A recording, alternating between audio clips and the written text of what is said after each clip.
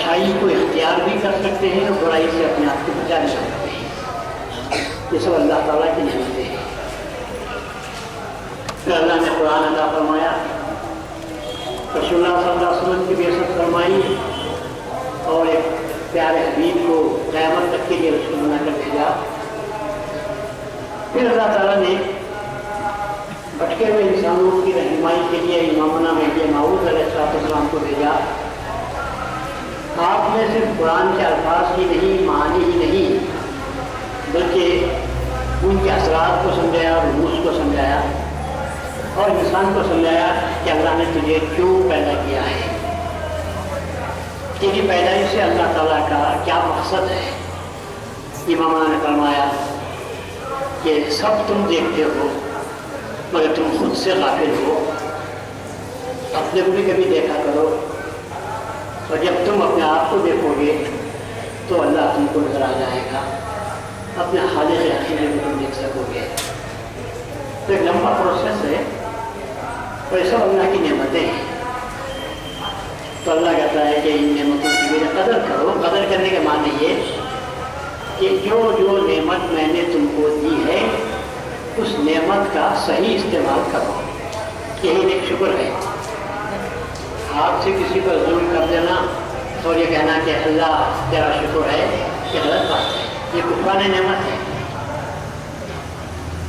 बल्कि हाथ से किसी मजलूम की मदद करना ये नेमत है, इस नेमत की कदर करना होगा।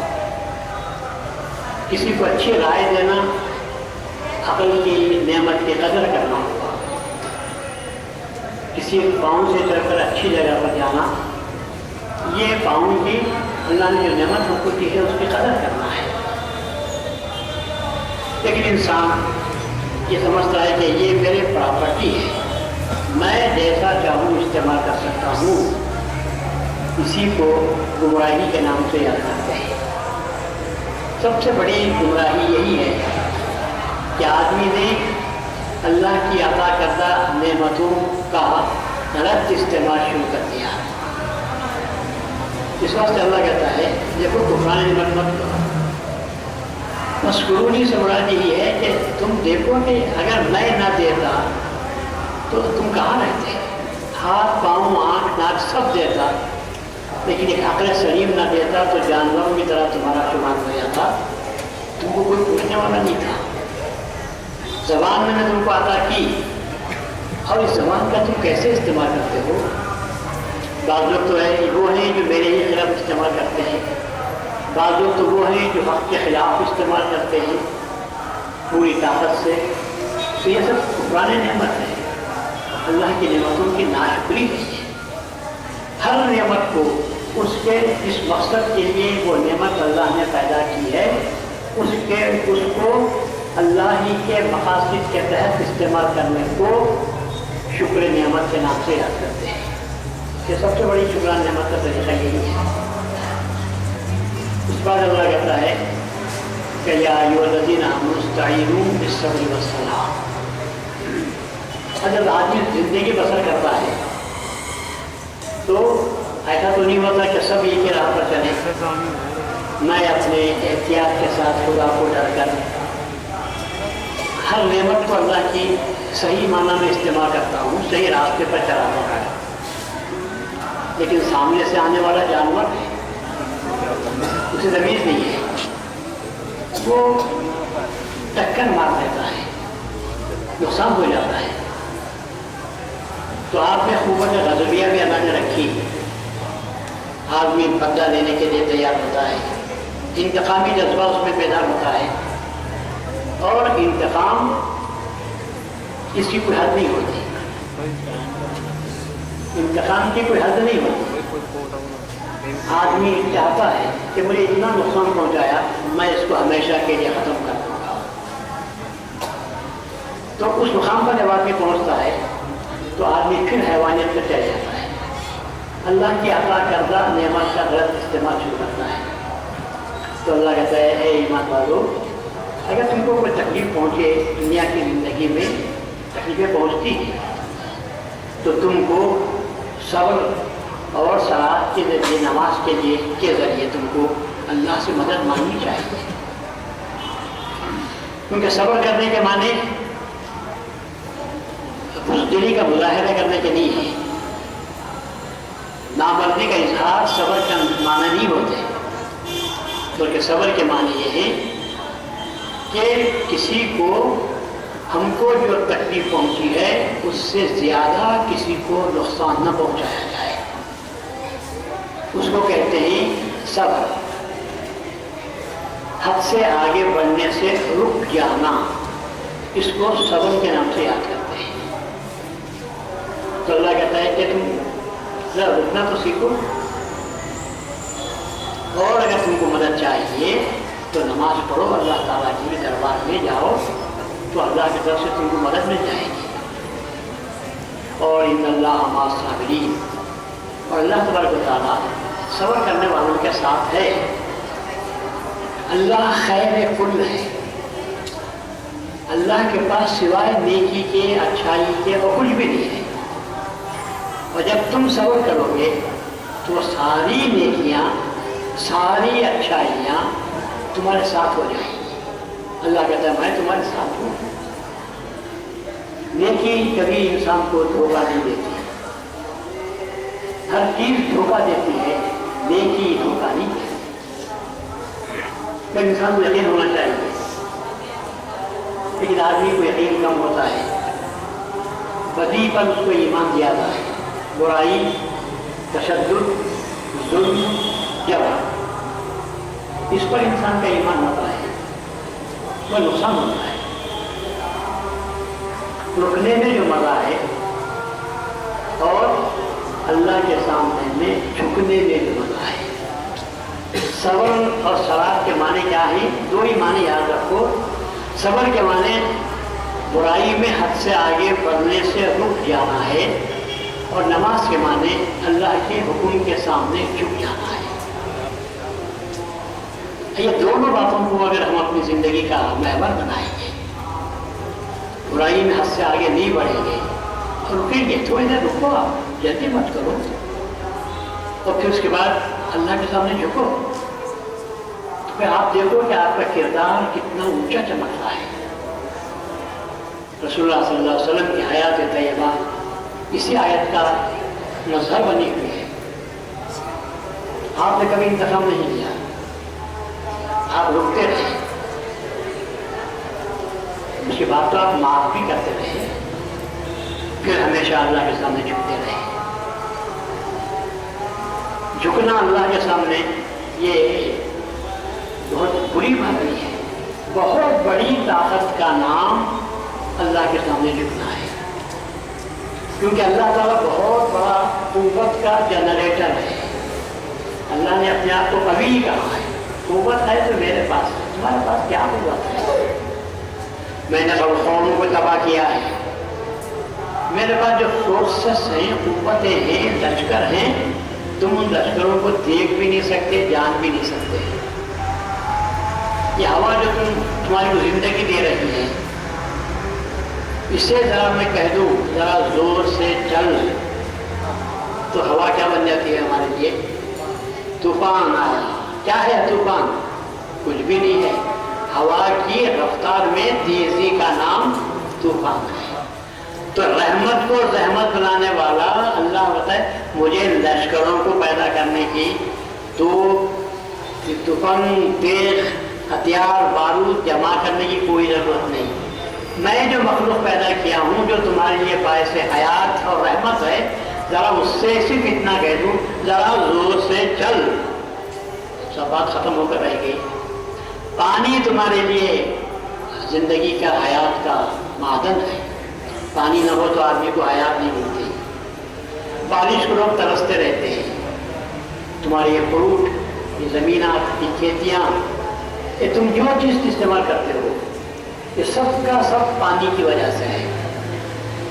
پانی کو اللہ کہہ دے ذرا رک جا، یہ موسم میں مت پڑ، تو آدمی پریشان ہو جاتا ہے، اور پڑنے والے پانی کو اللہ نے کہا ذرا رفتار تیز کر دو تو لوگ تباہ ہو جاتے ہیں، بڑے بڑے مندر گر جا رہے ہیں، پہاڑ لڑک رہے ہیں، चट्टानें फूट रहे हैं, क्या क्या होता नहीं हुआ क्या? कोई बारिश ज्यादा हो गई, कुछ भी नहीं हुआ। अल्लाह ने कोई नई मखलूक पैदा नहीं की, उसी मखलूक में थोड़ा सा फोर्स कुव्वत अल्लाह ने पैदा कर दी, तो क्या तबाही आ गई, जलजला आ गया। जो जमीन हम चलते हैं, जिस पर हम बड़ी बड़ी इमारतें बनाते हैं, खुदर खुदर कर चलते हैं, तो अल्लाह इतना कहता है तू जरा फट जा, तो कहते जलजला आ गया, इमारतें गिर गई, शहर बर्बाद हो गए, सब तबाह हो गए। हुआ क्या? कुछ भी नहीं हुआ। उसी जमीन को अल्लाह ने हुक्म दिया जरा हरकत कर दे, जो तू खामोश है जरा अपनी हरकत बता, जरा लरजने लगी तो सारी तबाही मच गई। तो अल्लाह ताला कुव्वत का मालिक है, और इस बात से अल्लाह कहता है नमाज पढ़ो, मेरे से कुव्वत मांगो, फिर देखो तुम्हारा क्या हाल करता हूँ। तुम 313 होंगे, हजारों पर भारी पड़ जाओगे, तुम बेसरो सामान होंगे, सादो सामान वालों को तुम झुका सकते हो, क्या मत है। तो अल्लाह कहता है कि मांगो, मदद मांगो तो सब्र के जरिए और नमाज के जरिए, और अल्लाह कहता है मैं तुम्हारे साथ हूँ, मैं कुव्वत, मेरी पूरी कुव्वत तुम्हारे साथ है, बशर्ते कि तुम मेरे साथ हो जाओ, मेरे हो जाओ। और फिर उसके बाद कहता है वरा कुलू ने मैं युक्तम की सभी ये अमवात, और जो लोग अल्लाह के रास्ते में हमारे जाते हैं तुम उसको मुर्दा ना करो। ये तुम्हारी अमूली समझ है कि तुम मकसद को नहीं देख रहे हो, ज़ाहिरी हालत को देखते हो। आदमी मर गया कुफ्फार के हाथ से मैदान जंग में, और तुम कहते हो मर गए, तो अल्लाह कहता है कि नहीं। अजीब बात है, एक तरफ मुसलमान हैं, एक तरफ दुश्मनान इस्लाम हैं, दोनों की लड़ाई होती है। इन्होंने उनको मारा और इन्होंने उनको मारा, मैदान जंग एक, सिर्फ लड़ने वाले दो, तलवार तो कुछ भी नहीं है, ना तलवार मुसलमान है ना काफर है। तलवार तो कहती है मुझे हाथ में लेकर चलाओ, तुम मारो, मैं मार देती हूँ। मुसलमान ने मारा काफर को, मर गया। अरे फिर नारी व जहन्नम फिर नारी वस्तकर, मर गया, दोज़ख में गया। और काफर ने मारा मुसलमान को, इसकी गर्दन कटी और ये मरा, तो अल्लाह कहता है इसको मुर्दा मत करो, बट ये जिंदा है। तुम्हारी समझ में नहीं आती बात कि ये कैसे जिंदा है। हम कहते हैं हमने मौत को पैदा किया, हमने हयात को पैदा किया है, हम जानते हैं, और हम ये कह रहे हैं कि ये जिंदा है और तुम उसकी जिंदगी को समझ नहीं सकते। तो अल्लाह ने उसका फरमा दिया कि ये जिंदा, ये जो शहीद हो चुका है, ये मरकर वो काम करता है जो तुम सब जिंदे मिलकर वो काम नहीं कर सकते। क्योंकि एक जिंदा एक को पालता होगा, एक जिंदा एक को रहबरी करता होगा, लेकिन एक शहीद ये पूरी कौम की रहबरी करता है। और एक आदमी जिंदा रहने तक खिदमत करता है, लेकिन शहीद क़यामत तक रहता है, और क़यामत में भी उसका मुकाम बुलंद होता है। तो इस बात से अल्लाह कहता है कि तुम उनको मुर्दा न कहो, वो जिंदा है। तो फिर अल्लाह कहता है कि हमने तुमको यूं ही नहीं छोड़ दिया, बल्कि हम खुद तुम्हारी आजमाइश लेते हैं। लोग ले के न लें, पर हम खुद तुम्हारी आजमाइश लेते हैं। तुमको तकलीफों में डालते हैं। आजमाइश के माने मुसीबत में डालना, तकलीफों में डालना, इम्तिहान लेना, इसी को आजमाइश कहते हैं। तो अल्लाह कहता है कि हम तुम्हारी आजमाइश करते हैं। कैसे?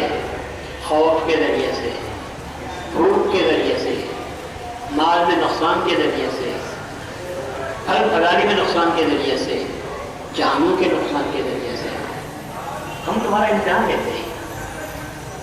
आदमी क्या है आपको मालूम नहीं होता।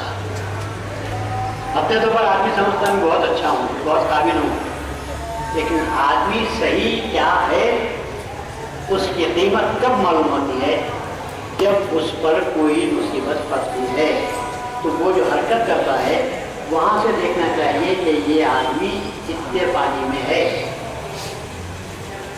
तो अल्लाह ताला हमको हमारी आजमाइश देता है, हमको तकलीफ देने के लिए नहीं, हमारी कुव्वत को आगे बढ़ाने के लिए, पुख्ता करने के लिए।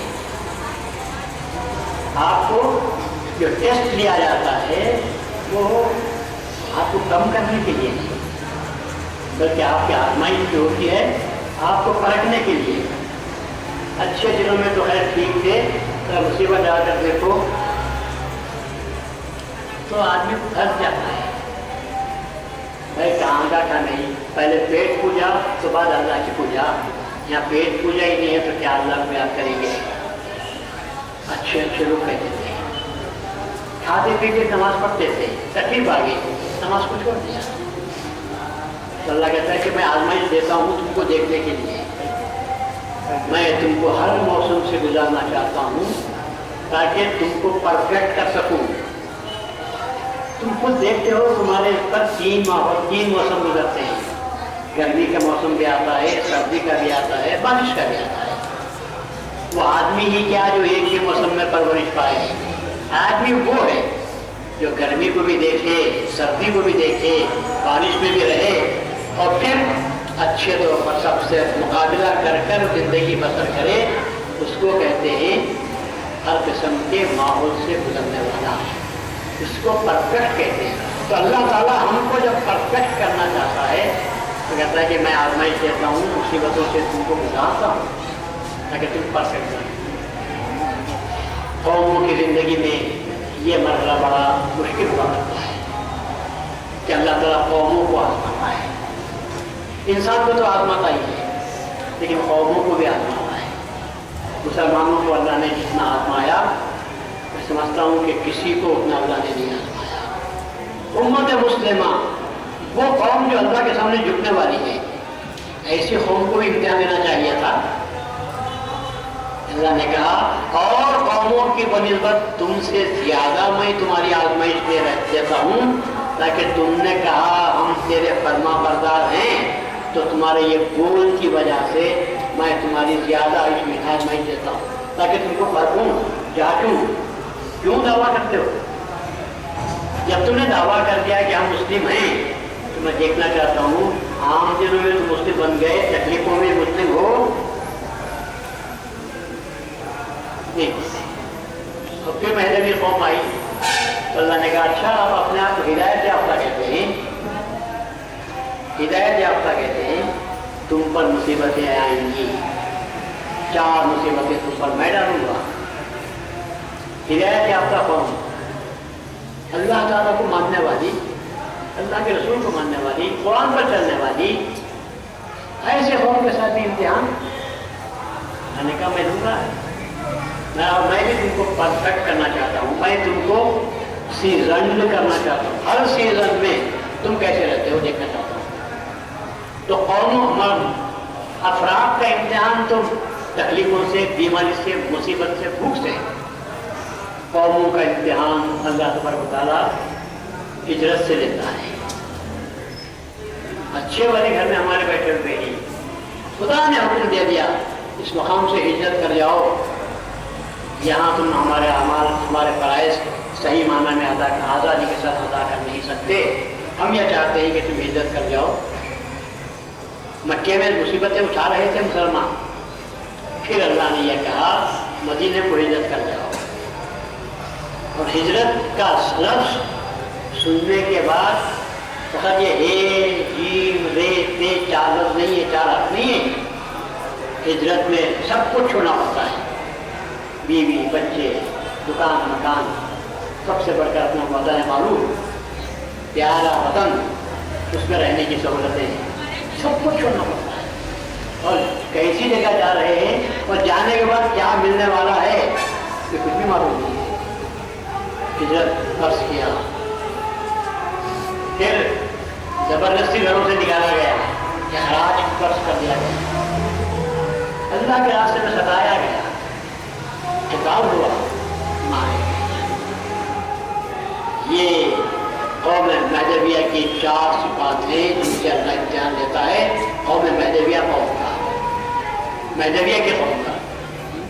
تو اس صورت میں ہم دیکھتے ہیں کہ ساری زندگی آزمائشوں میں ہماری گزر رہی ہے۔ اللہ کا خلیفہ جو اللہ کے پیغام کو عام کر رہا ہے، ان پر جو مصیبتیں اور آفتیں بڑی ہم کتابوں میں دیکھتے ہیں، हम उनमें का एक जर्रे को बर्दाश्त नहीं कर सकेंगे।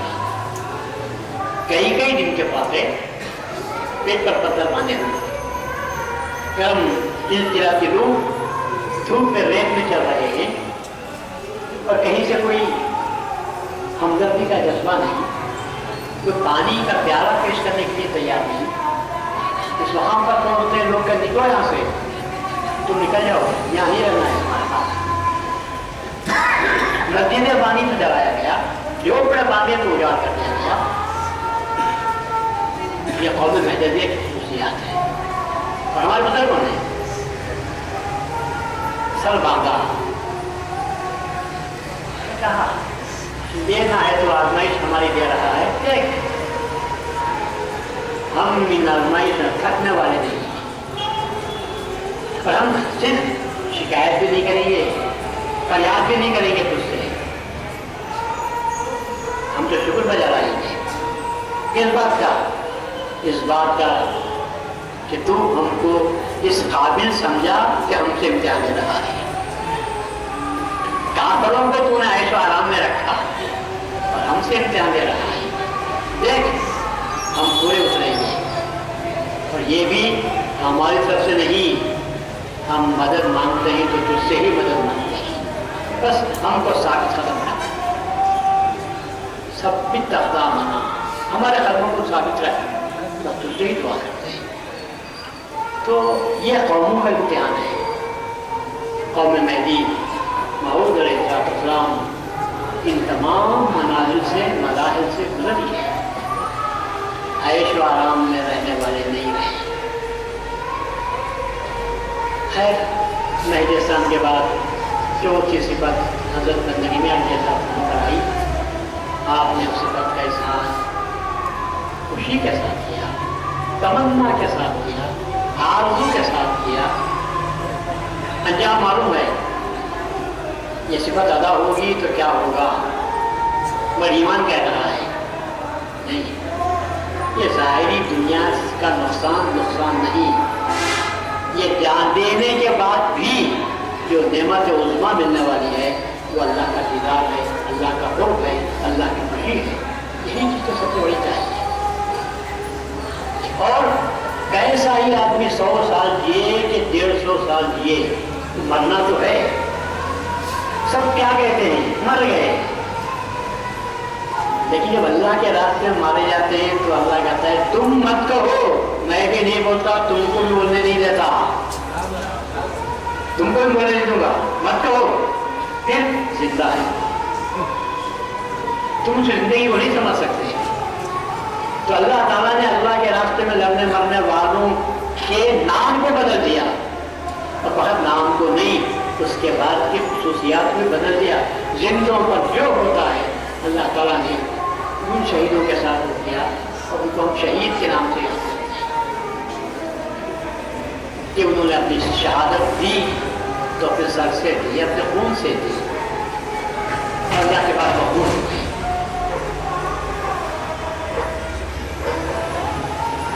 बस में इतना कहते हुए अल्लाह तबारक से आज इस मुक़द्दस हस्ती के ताल्लुक़ से हम याद मना रहे हैं और उस जंग को याद करते हैं जो महीदी मऊद अलैहिस्सलाम पर बोली थी बोली थी, मगर महीदी मऊद ने खुदा के हुक्म से बदलने के हवाले की। दुनिया ने उस बोझ को जिसे पहाड़ों ने, आसमानों ने, ज़मीनों ने उठाने से इनकार कर दिया था, मियाँ ने कबूल कर दिया और दुनिया दंग रह गई, हैरत ज़दा रह गई, अंगुश बदलना रह गई। मियाँ ने वो काम कर दिया, अल्लाह के पास कबूल हो गए।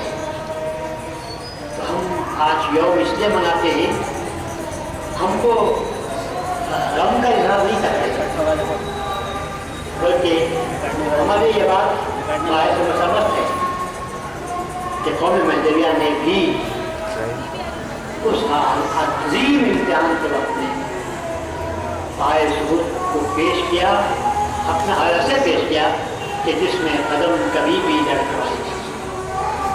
और उन शहीदों ने ہمارے جسموں میں وہ حرارت عطا کر دی کہ آج ہم بھی اپنے دل میں وہ جذب پا سکتے ہیں کہ اگر حق کے خلاف کوئی بھی کہتا ہے تو ہم اس کو سننے کے لیے تیار نہیں ہوتے، خاموش ہیں تو ہم بھی خاموش ہیں، اور اگر کوئی آگے بڑھتا ہے تو ہم پیچھے ہٹنے والوں میں سے نہیں ہیں۔